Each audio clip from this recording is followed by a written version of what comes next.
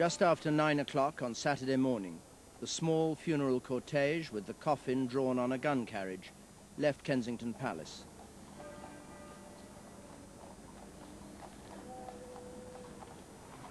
The route to Westminster Abbey had been extended to allow space for all those who were expected to come to the heart of London to find a place to watch.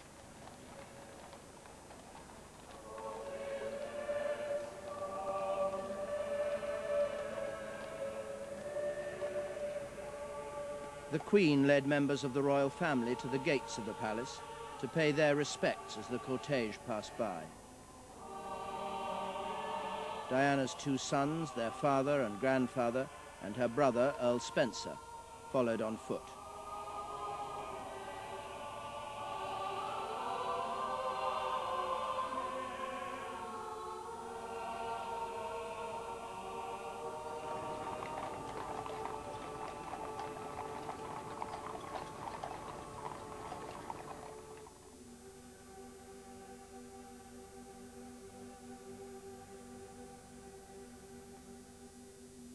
We are gathered here in Westminster Abbey to give thanks for the life of Diana, Princess of Wales, to commend her soul to Almighty God, and to seek his comfort for all who mourn. And it seems to me you've lived your life like a candle in the wind, never fading with the sunset when the rain set in.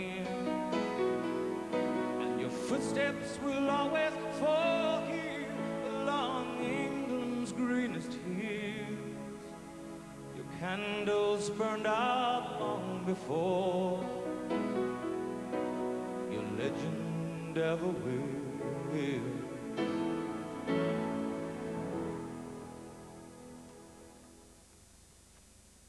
I stand before you today, the representative of a family in grief, in a country in mourning, before a world in shock. In his address, Earl Spencer was outspoken in defense of his sister. That she needed no royal title to continue to generate her particular brand of magic. He implicitly criticized the royal family, promising to ensure Diana's sons were brought up as she would have wanted. On behalf of your mother and sisters, I pledge that we, your blood family, will do all we can to continue the imaginative and loving way in which you are steering these two exceptional young men, so that their souls are not simply immersed by duty and tradition, but can sing openly as you planned. We fully respect the heritage into which they have both been born, and will always respect and encourage them in their royal role. But we, like you, recognize the need for them to experience as many different aspects of life as possible, to arm them spiritually and emotionally for the years ahead. I would like to end by thanking God for the small mercies he's shown us at this dreadful time, for taking Diana at her most beautiful and radiant, and when she had joy in her private life. Above all, we give thanks for the life of a woman I'm so proud to be able to call my sister, the unique, the complex, the extraordinary and irreplaceable Diana, whose beauty, both internal and external, will never be extinguished from our minds.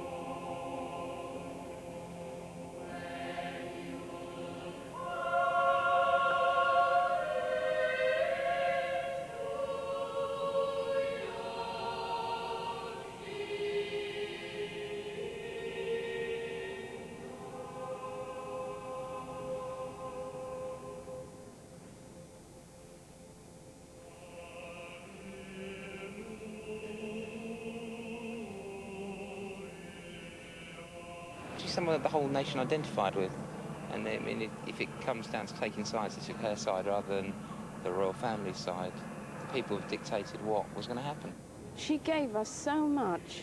Why couldn't we have given her a little something and left her alone? She done so much for human beings, especially for poor countries and poor children, where no politician want to go. She went there.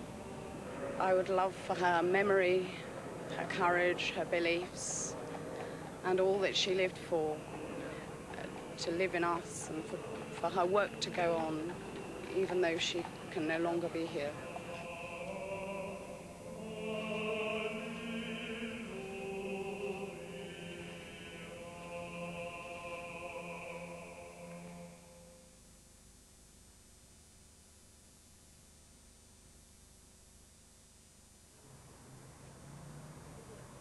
In the days that followed the funeral, as the flowers were cleared away, there was speculation about the impact Diana's death had made.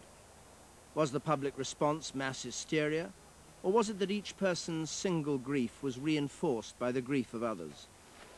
People had an initial response. They found other people seemed to feel similar ways. That creates its own psychological phenomena, which I don't think in this case was at all hysterical.